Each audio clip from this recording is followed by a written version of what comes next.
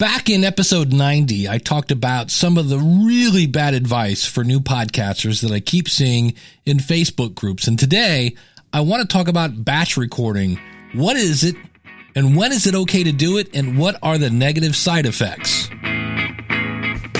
Welcome to Your Podcast Consultant. Small lessons with big value. Now, he wants to work with you. He's your podcast consultant, Dave Jackson.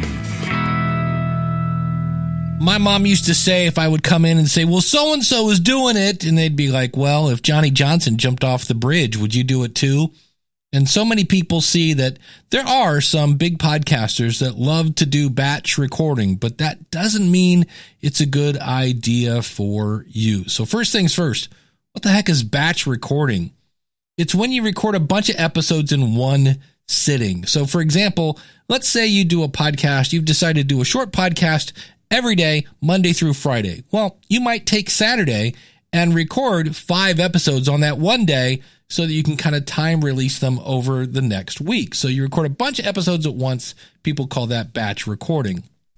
Now, the pros of batch recording is when you batch record, you have one day where you can focus and, for lack of a better phrase, kind of pound out a bunch of episodes and then take the rest of the week to either promote those episodes or research more episodes or just have some of that stuff they call free time. That's the pros of batch recording. And if podcasting is taking up too much of your time, I do have an editing team. If you need somebody to edit your podcast, podcastconsultant.com/edit, and we can take that off your plate. When is batch recording a bad idea? So I was in this Facebook group and someone said when you launch, you should record 10 episodes ahead of time and then schedule your big launch. And I kind of cringe when I hear big launch. Not that you don't want to tell everyone you know that, hey, I have a podcast, but having a big launch and thinking it will deliver unending success is kind of like saying if I have a big wedding, it will deliver bliss and happiness. And in both cases, the work is really just starting. So when do you never want to batch record? Let me give you an example. I had a client of mine that came to me to kind of fix the situation. What had they done? They had recorded 52 episodes for his weekly podcast. So he had just gone out and recorded a year's worth of stuff. The bad news is the files were all in the wrong format, and he had no way to kind of go back and redo them.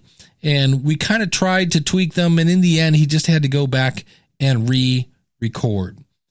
And when it comes to batch recording, the big thing that I think you have to really think about here is if you have not found a stranger, so no relatives, no friends, things like you need a stranger who is your target audience to listen to your show. Now, I realize talking to a stranger and saying, hi, you don't know me, but will you listen to my podcast is really, in some cases, getting you out of your comfort zone. But in theory, if you're around your niche, if you're around your topic, there should be someone you can find. But if you have not gone through that process to get honest feedback from your target audience that you're not related to, you haven't grown up with, then recording a bunch of episodes is not a good idea. Now, in the business world, they call this proof of concept. In other words, before you go all in on a product and fire up the assembly line and here we go, you want to make sure your intended audience, A, needs that product, and B, likes the product. Otherwise, you're just going to crank out a product that's going to sit on the shelves and nobody wants. I mean, what happens if you record 10 episodes and they all have the lightning round? And after 2 episodes, you get some feedback from people that say, hey, I like the show, but man, that lightning round thing is really annoying.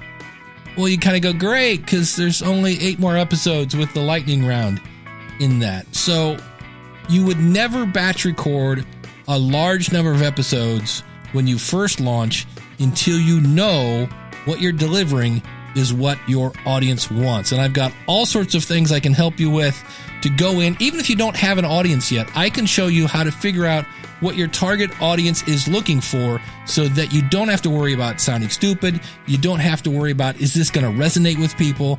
Come out to podcastconsultant.com. I can help you start, launch, plan, grow, monetize your podcast. Again, the website, podcastconsultant.com. Sign up for a strategy session today.